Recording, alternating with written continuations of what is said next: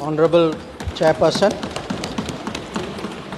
I rise to apprise this august House of the foreign policy dimension of our response to the Pahalgam terrorist attack, going into the preparations for Operation Sindoor and how foreign policy was handled during Operation Sindoor. As all the honorable members would appreciate, it was important to send a clear, strong and resolute message after the Pahalgam attack. Our red lines had been crossed and we had to make it very apparent that there would be serious consequences. As a result, the first step which was taken was that a meeting of the Cabinet Committee of Security took place on the 23rd of April, and that meeting decided that one, the Indus Waters Treaty of 1960 will be held in abeyance with immediate effect until Pakistan credibly and irrevocably abjures its support for cross-border terrorism. Two, the integrated checkpost Atari would be closed with immediate effect. Three, Pakistani nationals who are traveling under SARC visa exemption scheme will no longer be allowed to do that. Four, the defense, naval and air advisors of the Pakistani High Commission would be declared persona non grata.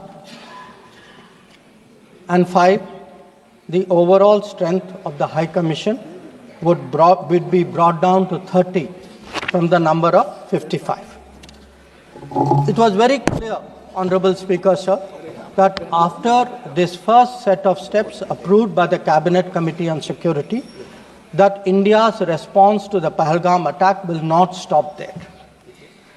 Our task, from a diplomatic perspective, from a foreign policy approach, was to shape the global understanding of the Pahalgam attack. What we tried to do was to bring out to the international community Pakistan's long-standing use of cross-border terrorism. We highlighted the history of terrorism in Pakistan and how this particular attack was meant to target the economy of Jammu and Kashmir and to sow communal discord among the people of India. Our messages were two. One, zero tolerance of terrorism, and two, the right to defend our people against terrorism.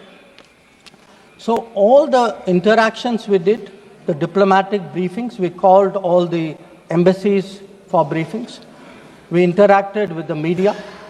All of this was aimed at these two objectives: zero tolerance of terrorism and the right to defend ourselves, right to defend the people of India against cross-border terrorism.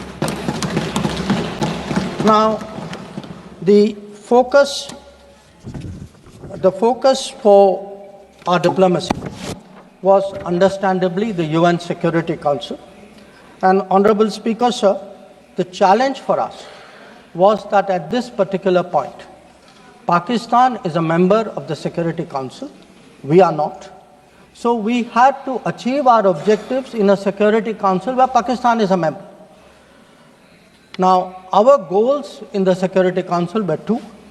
One, to get an endorsement from the Security Council of the need for accountability, and two, to bring to justice those who perpetrated this attack. And I am glad to say, Speaker, sir, and I hope that this is appreciated and recognized by the House. If you look at the Security Council statement of 25 April, the members of the Security Council condemned in the strongest terms the terrorist attack. They affirmed terrorism in all its forms and manifestations constitute one of the most serious threats to international peace and security. And most important, the Council underlined the need to hold the perpetrators, organizers, financiers, and sponsors of this reprehensible act of terrorism accountable and bring them to justice. I highlight this, Speaker, sir, because This statement of the UN Security Council resonated throughout the international community. So when many honorable members asked today, where was the world on Pahalgam? I think the answer is there. The answer is there in a Security Council statement which says hold them accountable, bring them to justice, and that is exactly what we did through Operation Sindoor. Now, I also want, Honorable Speaker, sir, through you, to bring to the attention of the House a very interesting development pertaining to the TRF, the Resistance Front. When the Security Council was debating this on the 25th of April, and TRF had twice claimed responsibility for the Pahalgam attack, Pakistan defended the TRF. Pakistan tried to get any mention of TRF excluded, and in fact the Pakistani foreign minister told his parliament that this is a great diplomatic achievement. Now, I mention it because today, again, thanks to our diplomacy, the TRF has been designated as a global terrorist organization by the US government, and the same Pakistani foreign who took so much pride saying, I defended the TRF, says, well, now if the US has done this, we accept it. So that is where the Security Council issue stood. If I could then, sir, move on to the diplomacy from 25th of April till the commencement of Operation Sindoor. During this period, there were obviously a number of phone calls, a number of conversations. At my level, there were 27 calls. At Prime Minister, I think almost 20 calls. About 35, 40 letters of support came in. And what we tried to do was to create a narrative, prepare the diplomacy for the launch of Operation Sindoor. And the result of that diplomacy, Honorable Speaker, sir, there are 193 nations of the members of the United Nations. 193. Only 3, apart from Pakistan, opposed Operation Sindoor. Only 3. If you look through this period, and I would be very happy to share with the House the exact positions of various governments, overwhelmingly, there was recognition that terrorism is unacceptable, that a country which has been attacked has a right to defend itself, and that India was doing exactly that. Now, when Operation Sindoor was launched, we spelled out our objectives. There was a statement, Honorable Raksha Mantri ji referred to it in his statement, where we put out for the benefit of our own people, for the international community, that Operation Sindoor was hitting the terrorist infrastructure in Pakistan and Pakistan-occupied Jammu and Kashmir, from where terrorist attacks had been planned and launched. We highlighted that 9 sites had been targeted, and we said that our actions are focused, measured, and non-escalatory in nature. And we were living up to the commitment that those responsible for this attack will be held accountable. This was a commitment which was endorsed by the UN Security Council, thanks to our diplomacy. It was a commitment made by the Prime Minister to the people of India that we would hit those symbols, those sites, those planning places.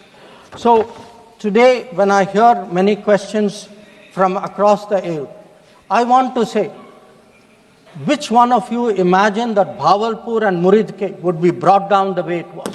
Which one of you thought? When did you even think of it during your tenure? Did it even cross your mind? In fact, on the contrary, you ruled it out after 26/11. So, I think our objectives are very clear.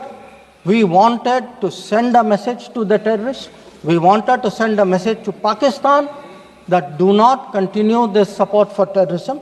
And I think on the morning of 7th of May, that message went home loud and clear.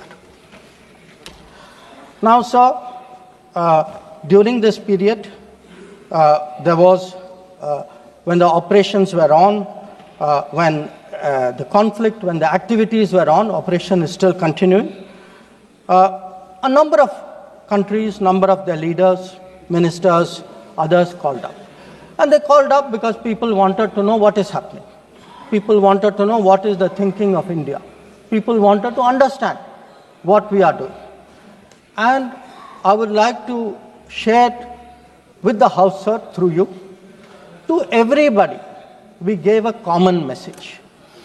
The common message was India is exercising its right to defend itself against terrorism.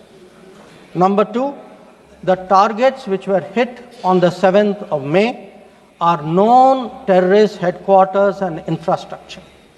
Number three, there will be no mediation. Anything between us and Pakistan is bilateral. Number four, we will never bow down to nuclear blackmail. Number five, we are responding to Pakistani military attacks because after Operation Sindoor was launched, they had started targeting our military facilities. And we will continue to hit the Pakistani military. If the fighting is to stop, Pakistan must request it. And that request must come through the designated channel of DGMOs. This was a common message that we had given to many people who had called us during that period. Our position was very, very clear in how we were approaching the progress of Operation Sindoor. Now, sir, many members asked, some out of genuine curiosity, some perhaps less, what was the international support? How much international understanding was there of India's position? I would like to share with you a sample. So let me start with countries who are known to be partners of India. Quad. Quad gave a statement which says the Quad unequivocally condemns all acts of terrorism and violent extremism in all its forms and manifestations, including cross-border terrorism. We condemn in strongest terms the terrorist attacks in Pahalgam on 22 April and call for perpetrators, organizers and financiers of this reprehensible act to be brought to justice without any delay. Now, sir, this is the Quad. Now, let us look at a different grouping, BRICS. Now, BRICS has China as a member, Russia as a member, it has Iran as a member, Brazil, South Africa, Egypt. BRICS also condemned the April 22 attack. It reaffirmed its commitment to combating terrorism, again including cross-border terrorism. Now, I would like members of this House to understand, if India is attacked, if there is a terrorist attack on India and a country says we condemn cross-border terrorism, I think it is obvious to everybody what that cross-border terrorism is. So, I then move on, sir, to the Central Asia.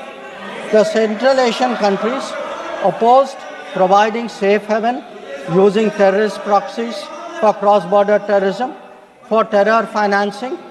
Now, I can cite statements from the Indian Ocean Rim Association, from individual countries, range of them.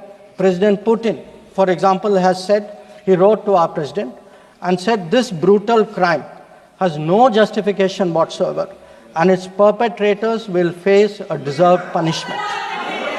The president of Paraguay has said that he expresses solidarity and recognized India's legitimate right to self-defense.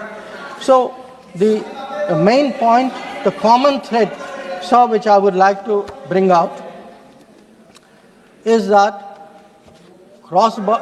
number one, a cross-border terrorism across the board has been recognized, all forms and manifestations, opposition to condemnation of Pahalgam terrorist attack, and the right of India to bring people to justice.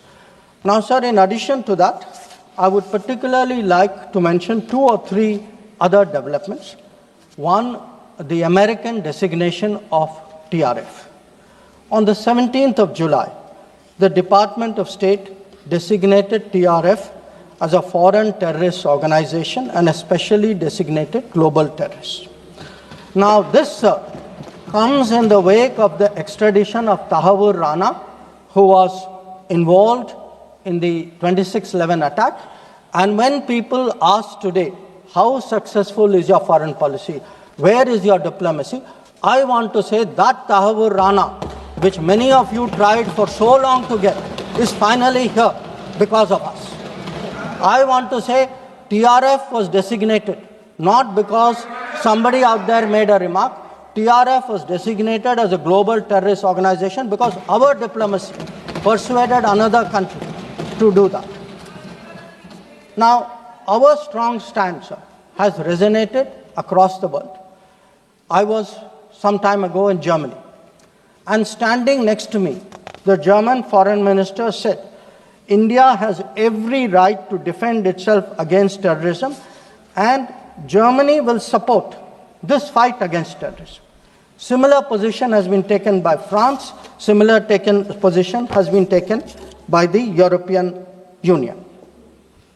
So, what I would like to highlight, sir, is that today, where Operation Sindoor is concerned, there has been, the world sees what it is about. The world realizes this is a fight against terrorism. It is felt that India has acted responsibly but firmly. Now, I would like, sir, to address one particular aspect because some members have brought it up. And this is regarding the US activity during this period. Sir, I'd like to inform the House that on the 9th of May, Vice President J.D. Vance called the Prime Minister, warning of a massive Pakistani attack in the next few hours.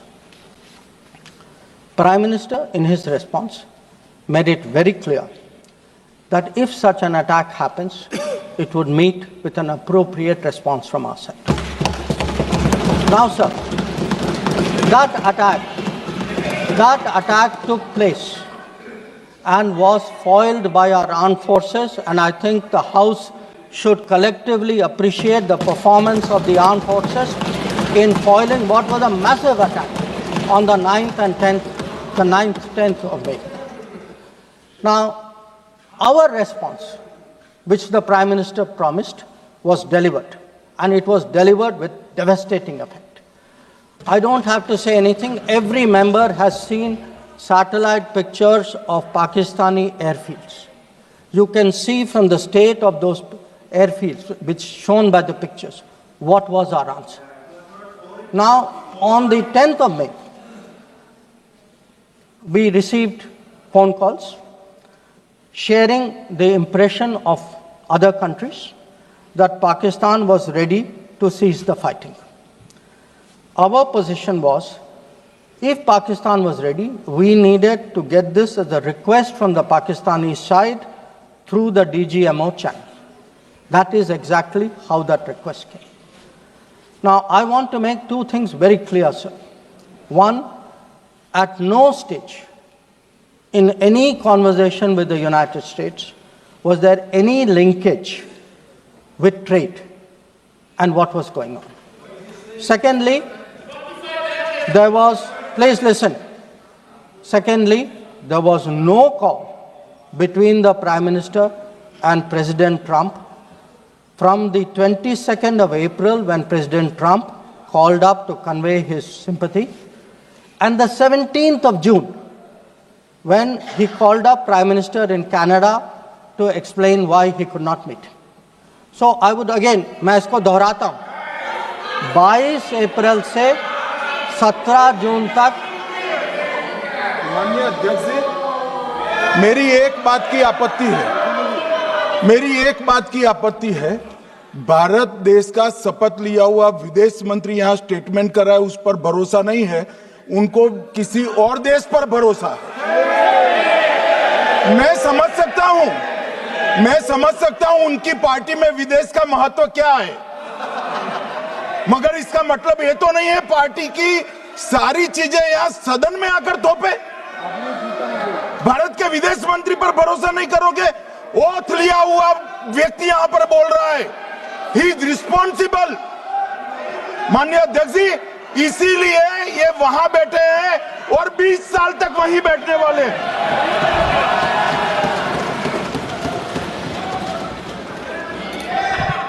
Honorable Speaker, sir, in the course of the debate today, some points were made by members of the opposition. I would like to respond to some of them. We were asked, why did you stop at this time? Why did you not go further? Please see who's asking this question. This question is being asked by people who, after 26/11, felt that the best action was inaction. Now, I would like, sir, to read out, because one member said, nowadays BJP members like reading from books. You get the truth in books. Sometimes you don't like what we read in books. So, let me read out, sir, 2 excerpts from a book by the National Security Advisor of the UPA government. After 26/11, a chapter, this is a book called Choices. He says, on sober reflection and in hindsight, I now believe the decision not to retaliate militarily, but to concentrate on diplomatic, covert and other means was the right one for that time and place. This is what he says. But did he even do that? Because 26/11 happened in November of 2008. What was the reaction? The reaction was Sharm el-Sheikh. Was that diplomatic? Was it covert? Was it military? Now, what did Sharm el-Sheikh do? In Sharm el-Sheikh, the then government and the Pakistani Prime Minister agreed terrorism is a main threat to both countries. Now, today, sir, people are saying, America is hyphenating you, Russia is hyphenating you. That is what I heard Deepinder Huda ji say. Hello, you are hyphenating yourself. I mean, you did not need a foreign country to say, please link India to Pakistan. Your own government was saying, India and terrorism is a main threat to both countries. And then they said, terrorism should not be linked to the composite dialogue. And worst of all, they accepted a reference to Baluchistan in that. Now, here is a country reeling after 26/11. And you are equating Baluchistan and 26/11, what happened in Mumbai, and you are saying that the perpetrator and the victim have both got a problem. And then now you are asking me, why didn't you go further? People who did nothing are asking a government which did so much, saying, why didn't you do more? Now, you might think, sir, that this is a one-off, but this is a habit, because this is the thinking in that part of the house. Some years ago, there was, if you remember, sir, the Mumbai train bombing. The Mumbai train bombing happened in July of 2006.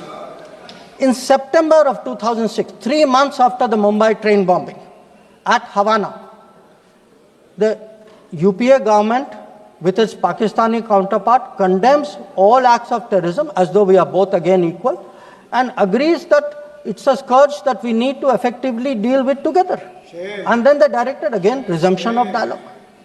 So, what I want to highlight is, for people who did nothing to have the temerity, the gumption today, to ask a government which did so much, which brought down Bhavalpur and Muridke, to say, why didn't you do more? I think it's extraordinary. Now, sir, we also heard from one of the early speakers saying we are now facing a two-front, and that the leader of opposition has been warning us about two-front. Now, all I can say, sir, is the person who said it, and maybe the leader of opposition, must have missed their history lessons in school. I'll tell you why. Because I would like to walk you through the history of this two-front.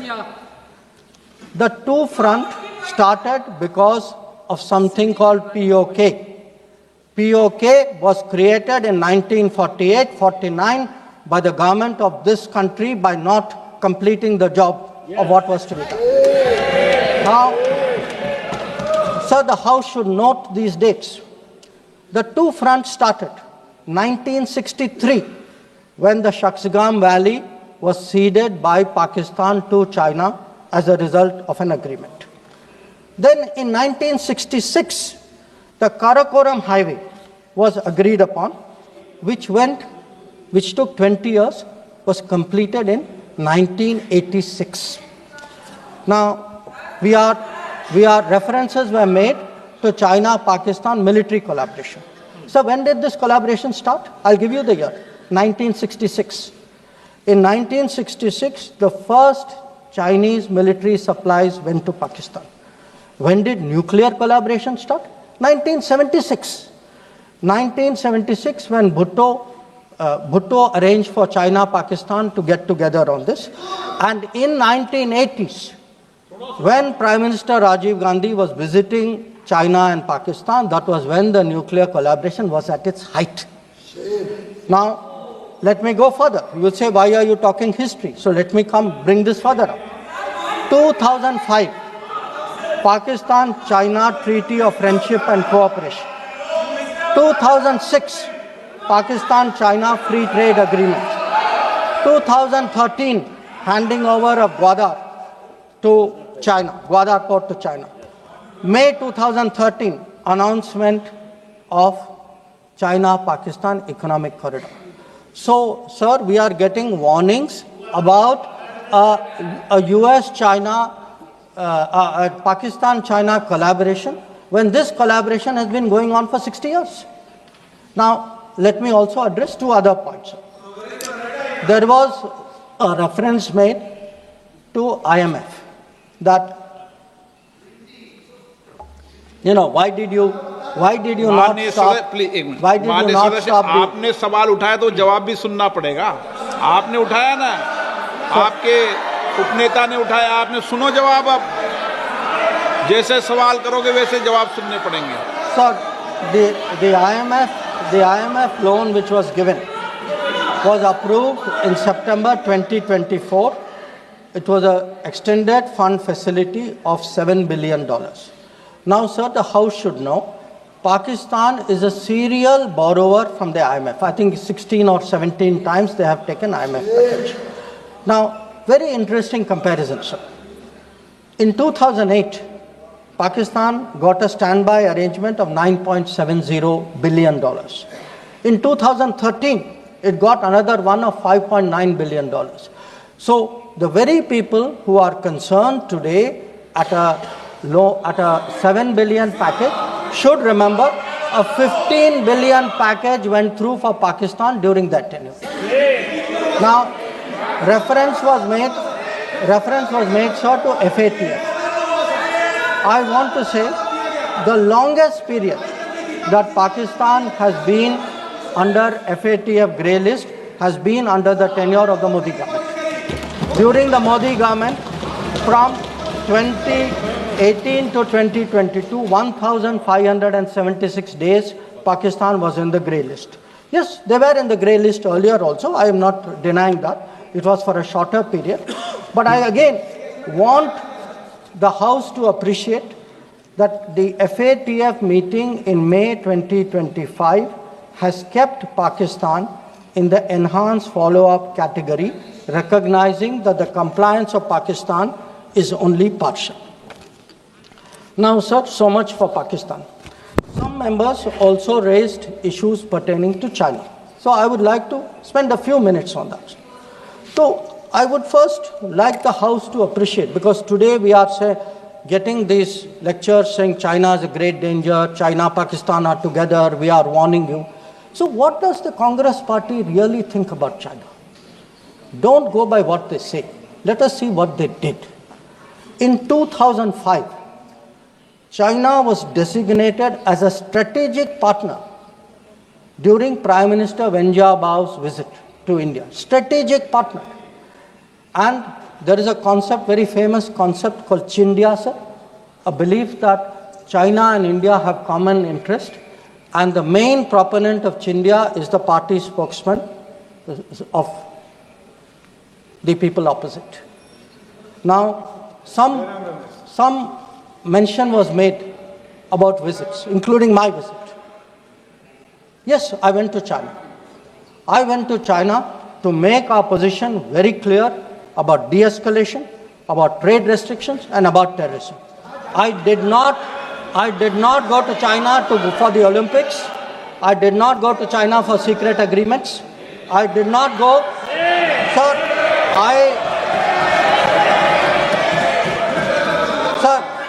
The House should know that people were watching Olympics when China was issuing stapled visas for people from Arunachal Pradesh and Jammu and Kashmir. This is the reality of China. Now, let me really tell you, sir, how is the relationship with China. Some years ago, विदेश मंत्री जी को संरक्षण देना चाहिए। उनके speaker जब बोल रहे थे, हम पूरे धैर्य से सुने। मैं बताऊंगा कितनी असत्य बातें बोली गई कल, परंतु फिर भी असत्य को भी हम हलाहल समझकर पी गए। अब ये सत्य भी नहीं सुन पाते हैं। माननीय अध्यक्ष जी, मुझे लगता है आपको प्रोटेक्शन देना चाहिए। बैठे बैठे टोका टोकी करना सबको आता है, ऐसा नहीं हमें नहीं आता, मगर इतने गंभीर विषय पर चर्चा जब हो रही है तो सरकार के प्रमुख विभाग के मंत्री को बोलते हुए बैठे बैठे टोकना ये विपक्ष को शोभा देता है क्या?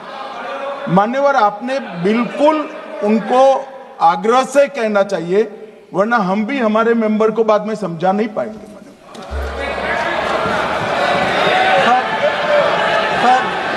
We heard today a lot about what was supposed to be the thinking. बैठिए, आपको इजाजत नहीं, बैठिए।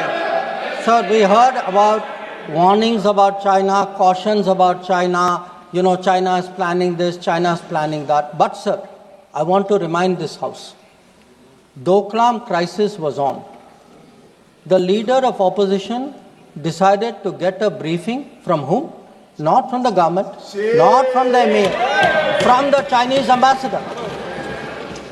He took his briefing from the Chinese ambassador when our military was confronting the Chinese military in Doklam. So I want to say that I want to say, and this is the political thinking. Let me, sir, give you the economic thinking. Rahul Gandhi बोलने का In 2006, the माननीय UPI सदस्य, government. Please बैठे टिप्पणी मत कीजिए, आप बहुत कर रहे हो। नहीं, गलत है, बैठे टिप्पणी मत कीजिए। Sir, in 2006, because I want to illustrate my points with facts. I spoke about political facts, I spoke about border facts. Let me give you an economic fact. What is the economic thinking of the Congress party about China? In 2006, the Congress party agreed to do a regional trading arrangement with China. It was finalized during the visit of President Hu Jintao. A task force was appointed. The task force gave a positive recommendation. Through the efforts of various people, this did not happen. Let me give you the technology side. The very people today who are cautioning us on China are the people who allowed 3G and 4G to come from China. It is this government which made sure there was a made in India 5G. And finally, sir, we keep speaking about the border. The border, if today, whether it is the border with Pakistan, whether it is the border with China or any other border, if our military is today able to stand its ground, the kind of massive deployment that we saw on the China border after 2020, it is because our border infrastructure budget has gone up 4 times. Our tunneling, our road building, our bridging has doubled or tripled. And this is a far cry from the period when the thinking was, let's not develop the border because then the Chinese cannot come there. We had 60 years of neglect of the border. Today, in the last 10 years, that neglect has been reversed. There is still a lot of work to be done. So I think people need to understand. And it's not just in India, sir. We have just come back from Maldives. When I hear comments about foreign policy, yesterday, day before yesterday, the Prime Minister was the guest of honor at the Independence Day of Maldives. This is the country which during their time forced an Indian company to leave an airport. That country today has invited India to build 2 new airports. Look at Sri Lanka. If the Hambantota port was built between 2005 and 2008, and at that time it was actually justified as saying that it has no impact on India's interest. So I want, sir, the House to appreciate that the people who are today claiming to be custodians of national security thinking, who say that they are giving warnings, let us look at the record, let us see what they did when they were in office. But now allow me to come back to Operation Sindoor. So I want, sir, to conclude by saying this. The challenge of cross-border terrorism continues, but Operation Sindoor marks a new phase. There is now a new normal. The new normal has 5 points. 1, terrorists will not be treated as proxies. 2, cross-border terrorism will get an appropriate response. 3, terror and talks are not possible together. There will only be talks on terror. 4, not yielding to nuclear blackmail. And finally, terror and good neighborliness cannot coexist. Blood and water cannot flow together. This is our position.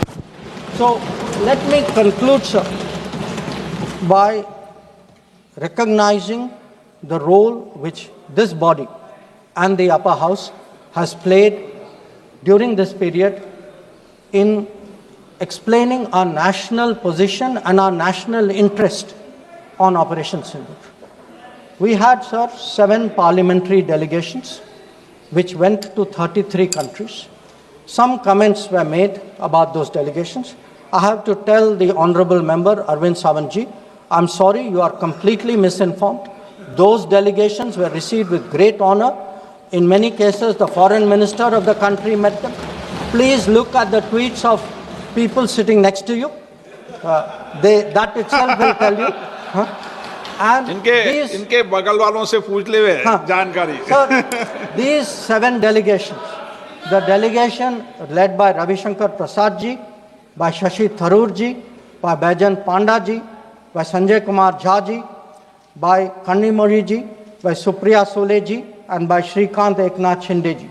So these 7 delegations did the nation proud. They across the board, and every member, members of opposition, members of the government, public-spirited citizens, retired diplomats, they were able to explain to the whole world our posture of zero tolerance against terrorism.